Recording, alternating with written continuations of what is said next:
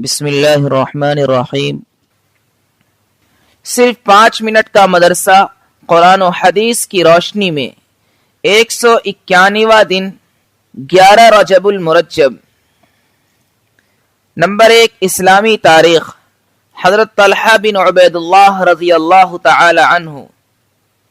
حضرت طلحہ بن عبید اللہ رضی اللہ عنہ کا شمار بھی ان 10 لوگوں میں ہوتا ہے جن کو رسول اللہ صلی اللہ علیہ وسلم نے دنیا ہی میں جنت کی خوشخبری سنا دی تھی۔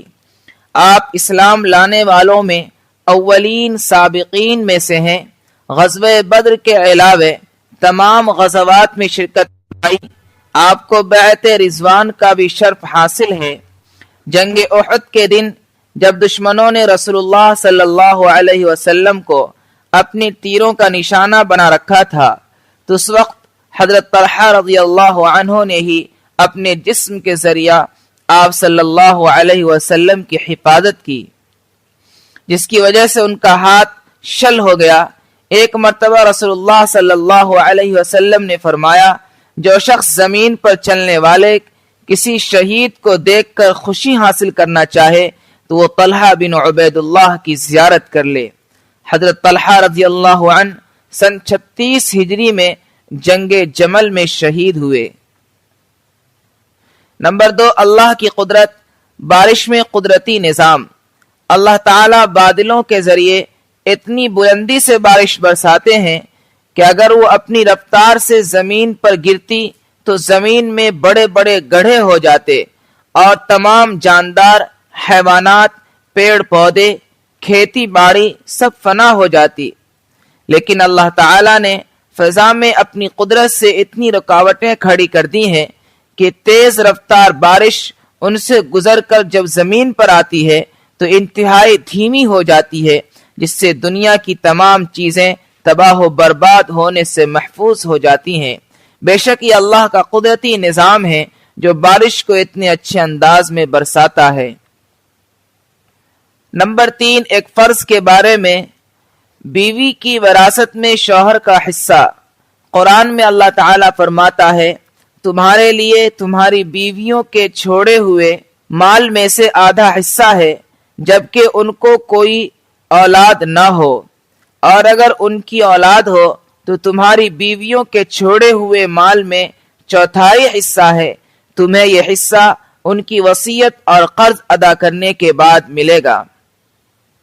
نمبر 4، ایک سنت کے بارے میں، مسکراتے ہوئے ملاقات کرنا۔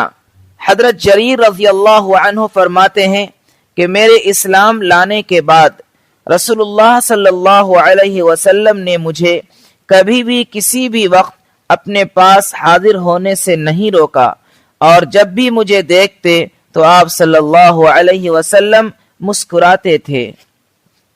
نمبر 5، ایک اہم عمل کی فضیلت، ہر مہینے کے 3 دن روزہ رکھنا۔ رسول اللہ صلی اللہ علیہ وسلم نے فرمایا، ہر مہینے 3 دن کے روزے رکھنا عمر بھر روزہ رکھنے جیسا ہے۔ نمبر 6، ایک گناہ کے بارے میں، مومن پر تہمت لگانا۔ رسول اللہ صلی اللہ علیہ وسلم نے فرمایا، جو شخص اپنے مومن بھائی کو منافق کے شر سے بچائے تو اللہ تعالی قیامت کے دن ایسے آدمی کے ساتھ ایک فرشتہ کو مقرر کر دے گا جو اس کے بدن کو جہنم سے بچائے گا۔ اور جو آدمی مومن بھائی پر کسی چیز کی تہمت لگائے جس سے اس کو ذلیل کرنا مقصود ہو تو اللہ تعالیٰ اس کو جہنم کے پل پر روک دے گا یہاں تک کہ وہ اپنی کہی ہوئی بات کا بدلہ نہ دے دے۔ نمبر 7، دنیا کے بارے میں، دنیا کی عمارتیں۔ رسول اللہ صلی اللہ علیہ وسلم ایک مرتبہ ایک گنبد والی عمارت کے پاس سے گزرے تو فرمایا، یہ کس نے بنایا ہے؟ لوگوں نے بتایا کہ فلاں شخص نے۔ تو فرمایا، قیامت کے دن مسجد کے علاوہ ہر عمارت صاحب عمارت کے لیے وبال ہوگی۔ نمبر 8، آخرت کے بارے میں، اہل جنت کی نعمتیں۔ قرآن میں اللہ تعالیٰ فرماتا ہے، قرآن پر عمل کرنے والوں کے لیے ہمیشہ رہنے والے باغات ہیں جن میں یہ لوگ داخل ہوں گے، وہاں ان کو سونے کے کنگن اور موتی پہنائے جائیں گے، वहाँ उनका लिबास रेशमी होगा। नंबर 9, तिब्ब नबवी से इलाज, बीमारी से बचने की तदबीरें। रसूलुल्लाह सल्लल्लाहु अलैहि वसल्लम ने फरमाया, बर्तनों को ढांक दिया करो और मशकीज़े का मुंह बांध दिया करो, क्योंकि साल में एक ऐसी रात आती है जिसमें वबा उतरती है, बस जिस बर्तन या मशकीज़े का मुंह खुला रहता है वो उसमें उतर जाती है। नंबर 10, कुरान की नसीहत। कुरान में अल्लाह ताला फरमाता है, तुम औरतों को उनके महर खुश दिली से अदा कर दिया करो। हाँ, अगर वो औरतें अपनी खुशी से उस महर में से कुछ तुम्हारे लिए छोड़ दें तो उसको लजीज और खुशगवार समझकर खा लिया करो।